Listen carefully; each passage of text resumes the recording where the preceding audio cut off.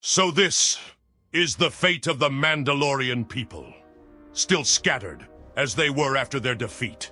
Did you not do as I asked all those years ago?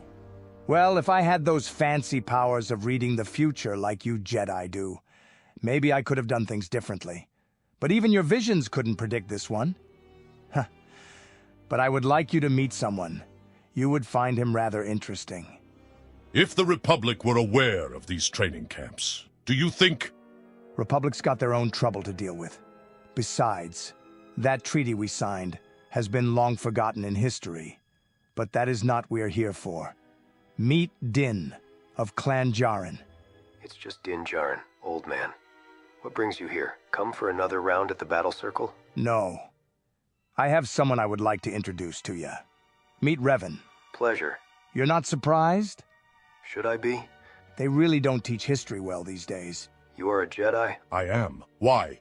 You're Jedi, but your helmet, it is Mandalorian. From a Mandalorian warrior who dared to stand against her people's injustices. Surely you would know the genocide of Cathar. I do not speak for my predecessor's actions, but my own. Din's the adopted father of a rather interesting kid. He's the same species of that short green Jedi Master we had on Dantooine. Vandar Tokare. It is rather rare. A youngling in the hands of a Mandalorian. Even more so. Foundling. The kid decided he doesn't want to be a Jedi. Not many would have the privilege of that choice, however, considering the state of the Jedi now. By the time you are old and gray, perhaps he would have only been past his adolescence. I take the time that I have with the kid. Show him the way he desires. He's made his choice. And those force powers?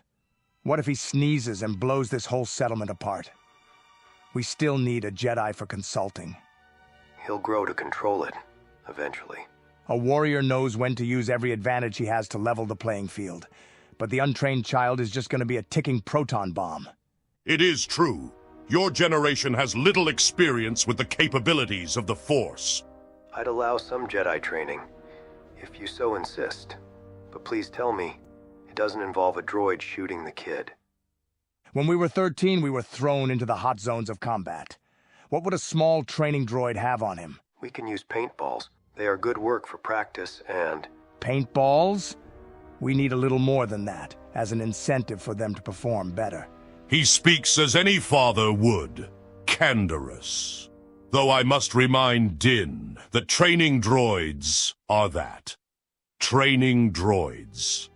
They sting, but they aren't deadly. I am not going to be responsible for any fits of force tantrums he throws if we were to go on this path. But as any father, a child must be tested in toughness. That will breed the necessary resilience. You keep talking about fatherhood, but I thought the Jedi aren't allowed to have children. It is a common misconception. Jedi are not allowed attachments, not celibacy. Oh yes, it's true. And it's frankly quite a stupid one if you ask me. But he didn't listen. So you can just have a baby with someone and abandon them? Sounds like a dishonorable code to me. Yeah, but don't worry. He had a pretty good reason to do it. Leaving behind a loved one is a painful decision. But to return barely a month in, it makes the sacrifices and stakes so much less significant. So I take it you never got to meet your kid after all? No, I only ever saw a glimpse of him. But it is a memory I cherish all the more. Okay, enough of this father talk. Let's get to work.